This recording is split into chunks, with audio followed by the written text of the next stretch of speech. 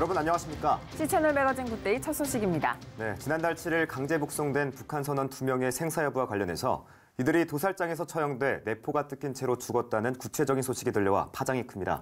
네, 지난 3일 자유한국당 백승주 의원 등이 이에 대한 성명서도 발표했는데요. 북한 선원 강제 북송, 어떤 문제가 있는지 조홍영 기자가 짚어봅니다.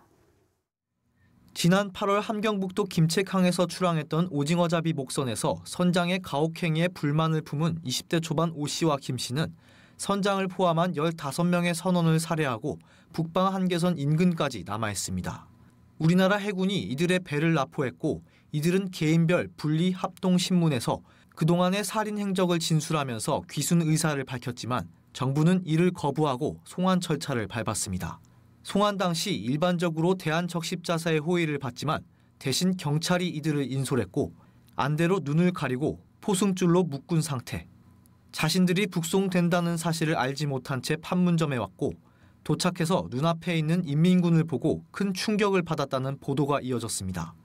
이와 관련해 지난 3일 자유한국당의 북한 선원 강제 북송 진상규명 태스크포스는 이들의 생사를 즉각 확인하고 그들의 안전 보장을 위해 국내 기관과 국제기구를 가용한 모든 조치를 취하라는 성명을 냈습니다. 해당 TF팀은 이들이 최근 도살장에서 내포가 뜯긴 채로 잔혹하게 처형당했다는 소식이 들려온다고 전해 충격을 주고 있습니다.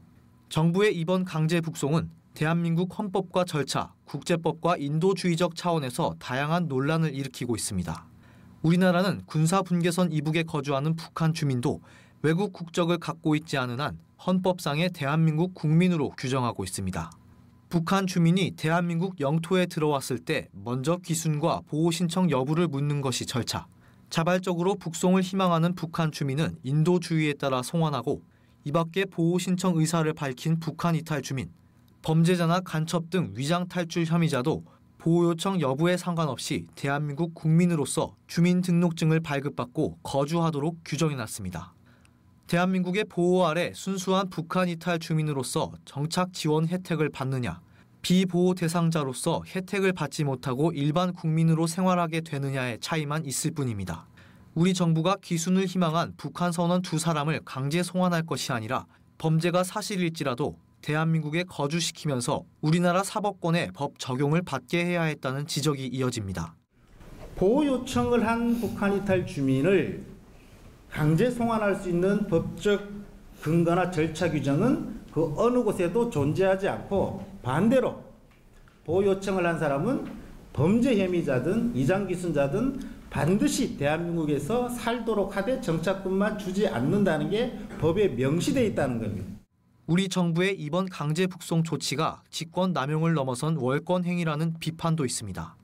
범죄자를 판단하는 것은 관계기관 합동조사나 통일부 등 행정부처에서 결정짓는 것이 아닌 수사기관과 법원의 몫이라는 것입니다. 흉악범이라고 판단하는 것은 검경이 하는 거죠. 수사기관이 하고 최종적으로는 법원의 판결에 의해서 판단하면 되는데 어떻게 관계기관 합동조사, 단, 통일부, 국정원장, NSC 아무도 흉악범으로 판정할 수 있는 권한이 없어요. 그러니까 이건 직권남용이 아니라 월권이에요, 월권. 할 수도 없는 거를 한다는 말이죠. 북한의 가혹한 인권 실태를 누구라도 알고 있지만 이를 무시하고 송환을 강행한 우리 정부. 사람이 먼저다라고 했던 현 대통령의 약속을 자유 대한민국에서 살길 희망하는 탈북민에게도 공평하게 적용해 주길 요청하는 목소리가 이어지고 있습니다. C채널 뉴스 조홍현입니다.